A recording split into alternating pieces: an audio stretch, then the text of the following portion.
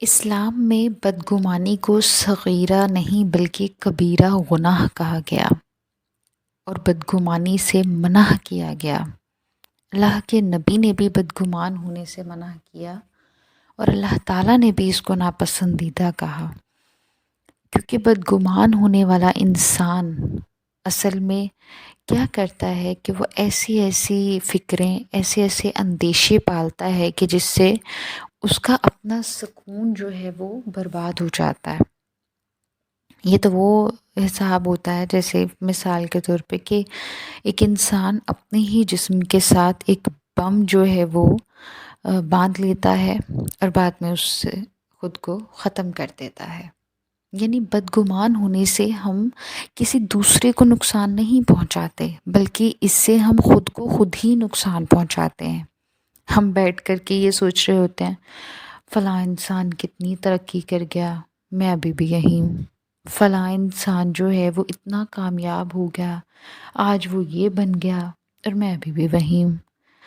फ़लाँ इंसान जो है वो इतने बड़े घर का मालिक है, फ़लाँ इंसान के पास वो आसाइशें हैं, वो उसकी जो है वो ज़रूरतें पूरी हो रही हैं, वो हो रहा है, ये हो रहा है, उसमें ये जो है वो एबिलिटीज़ हैं और मेरे में कुछ भी नहीं है।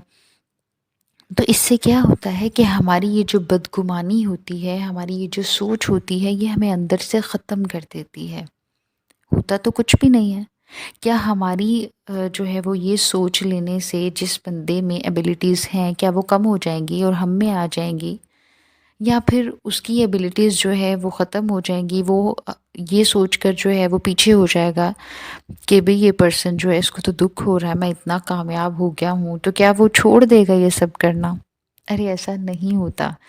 कोई भी इंसान जो है वो ये सोचकर नहीं पीछे होता कि ये पर्सन जो है ये दुखी हो रहा है, ये तकलीफ़ में है, तो चलो मैं ये सब करना छोड़ देता हूँ। तो बदगुमान जो है वो होने वाला इंसान खुद अपने आप को जो है वो तकलीफ़ दे रहा होता है, खुद अपने आप को जो है वो परेशान कर रहा होता है। हमेशा लाइफ़ में 2 सर्कल रखने चाहिए। एक सर्कल वो रखना चाहिए कि जिसके अंदर आप ये लिखो कि ये एबिलिटीज़ जो हैं ये मेरे में मौजूद हैं। मुझे नहीं फ़र्क पड़ता कि कोई पर्सन जो है वो मुझसे आगे है या मुझसे पीछे है। बस मुझे इतना याद रखना है कि मैं क्या हूँ। एक वक़्त था, एक पास्ट था कि जिसमें मैं आज यानी प्रेज़ेंट में खड़ा हूँ। अगर मैं पास्ट को सोचता हूँ तो मैं ये भी नहीं था। अल्लाह ताला ने मुझ पे इतना करम किया है कि आज मैं ये बन गया हूँ। तो वो ऑटोमेटिकली जो है वो बदगुमानी छोड़ देगा, वो ये छोड़ देगा कि लोग क्या हैं, वो सिर्फ़ इस बात पे नज़र रखेगा कि आज मैं क्या हूँ। आज अगर मैं इस मुकाम पर हूँ तो इंशाल्लाह मैं कल इससे भी अच्छे मुकाम पर आऊँगा।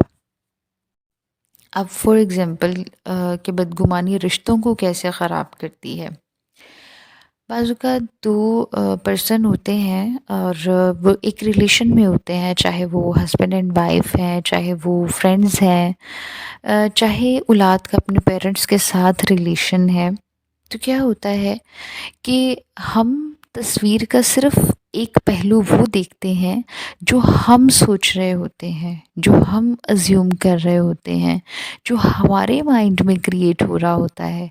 हम ये तो देखते ही नहीं हैं कि जो दूसरा पर्सन है वो क्या सोच रहा है, वो क्या चाह रहा है, वो हमें क्या बताना चाह रहा है।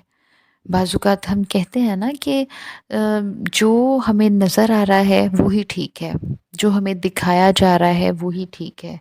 लेकिन बाज़-औक़ात ये भी होता है ना कि हम तो अज़्यूम कर रहे हैं, ये तो हम देख रहे हैं, ये तो हमारी सोच है।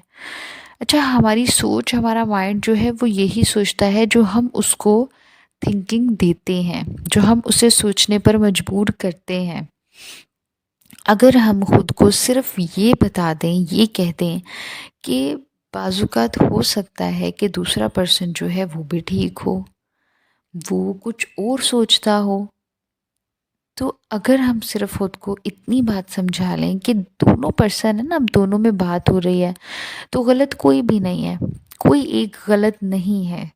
और कोई एक जो है वो ठीक नहीं है। अगर सिर्फ़ ये सोच लें कि हमारी सोच मुख्तलिफ़ है, वो पर्सन अपनी जगह सोच रहा है, हम अपनी जगह सोच रहे हैं।